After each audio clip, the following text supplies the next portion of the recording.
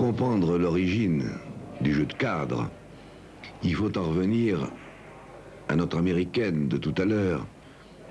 Lorsque cette manière de jouer fut inventée, ce fut évidemment la révolution dans le billard. On jouait la partie libre, et la partie libre devenait sans intérêt à partir du moment où les champions pouvaient faire 500 points sur mouche, laissant leur adversaire sur la banquette. Alors on a cherché le moyen de les empêcher de jouer à l'américaine. Et on a commencé, dans les premiers temps, à tracer une ligne à 10 cm des bandes qui les obligeait à faire jouer la ligne et ne plus jouer l'américaine. Et puis, petit à petit, on l'a mise à 20 cm, à 30 cm. Et aujourd'hui, les autorités fédérales, depuis longtemps du reste, ont imposé un cadre qui s'appelle 47 cm, puisque 47 cm, c'est exactement le tiers de la largeur, de la petite largeur du billard, la largeur du billard. Et la règle de ce jeu, c'est que on a le droit de faire que 2 points à l'intérieur d'un des cadres rectangles ou carrés qui sont tracés par les lignes. C'est-à-dire que une des 2 billes qui ne sont pas celles du joueur doit sortir au moins une fois tous les 2 coups. Et pas besoin de vous dire que ça complique la situation et que c'est un jeu très difficile qui demande une très grande technique et aussi une stratégie qui maintenant est au point, au moins en ce qui concerne les ténors. On a compliqué au point que on a créé des ancres, ce qu'on appelle des ancres. C'est-à-dire qu'à l'intersection de certaines lignes, vous avez pu voir Bourrès tout à l'heure tracer des petits carrés qui interdisent encore certaines facilités qu'il y avait autrefois de jouer à cheval sur ces lignes. Enfin bref, c'est un jeu très difficile. Et on joue même aussi le 47 à un seul coup. Mais là, c'est une démonstration de 47-2 à laquelle vous assistez.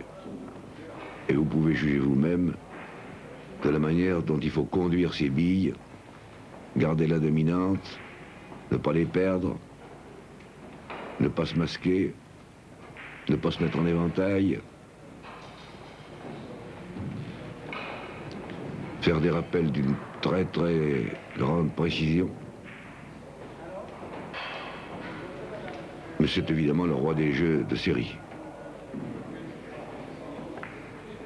C'est le seul jeu qui différencie vraiment les valeurs entre les grands champions.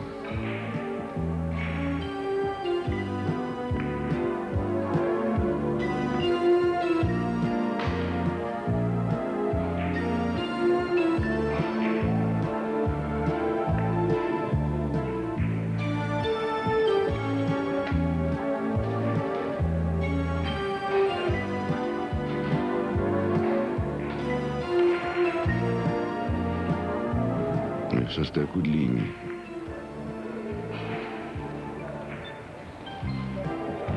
Il se met à cheval sur une ligne.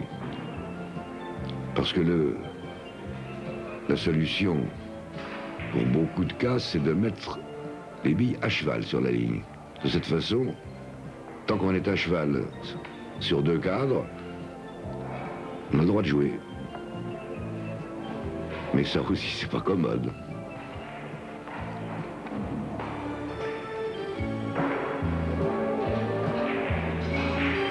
Il se met en position.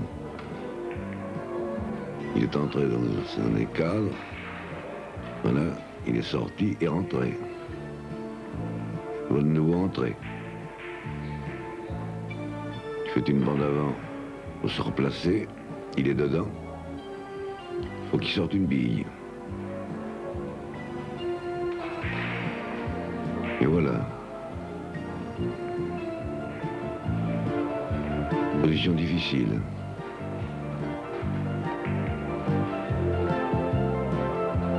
Merveilleusement rappelé. Finesse. Appel.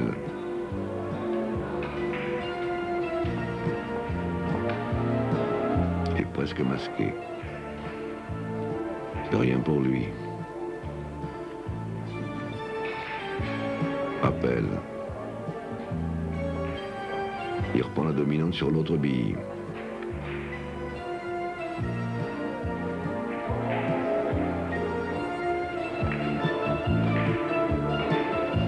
Là, il a choisi la solution de une bande pour obtenir un rappel parfait.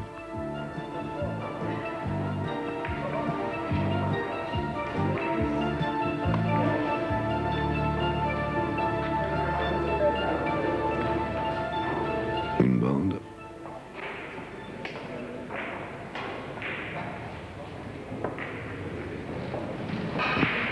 Cheval.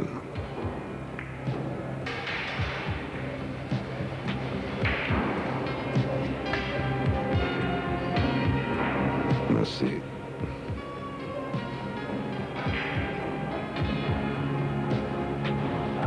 Passage.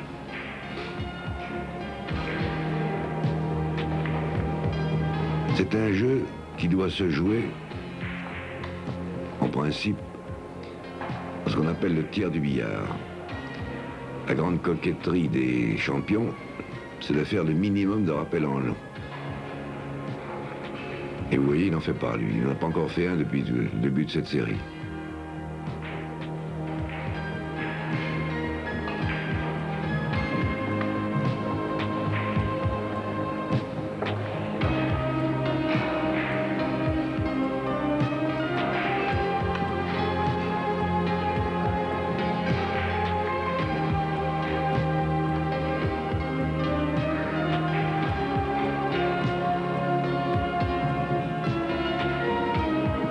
Toujours dans le tiers. Rappel par deux bandes sur sa bille.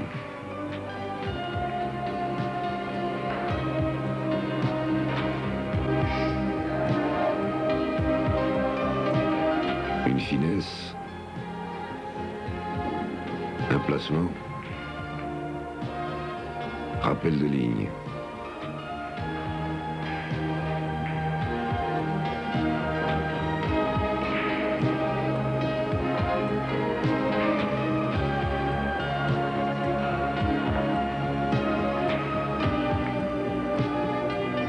Rappel passage.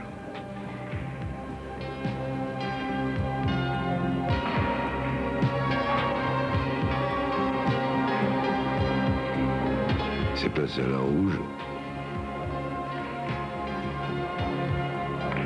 Et il reste en dominante sur la jaune.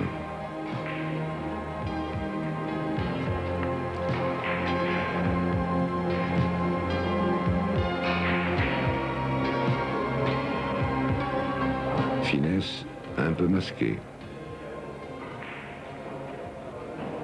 Ça ne le gêne pas.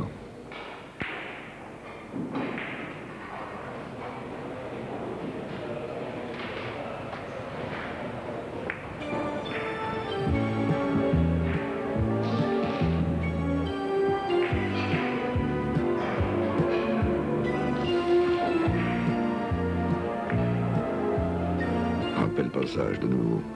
Vous voyez la précision du placement.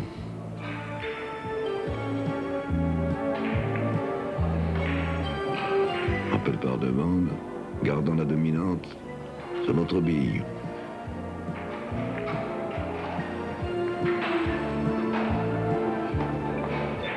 Belle mesure.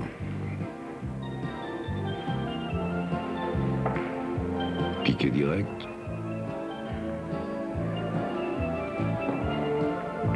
Petit piqué sans doute. Bien, pas facile.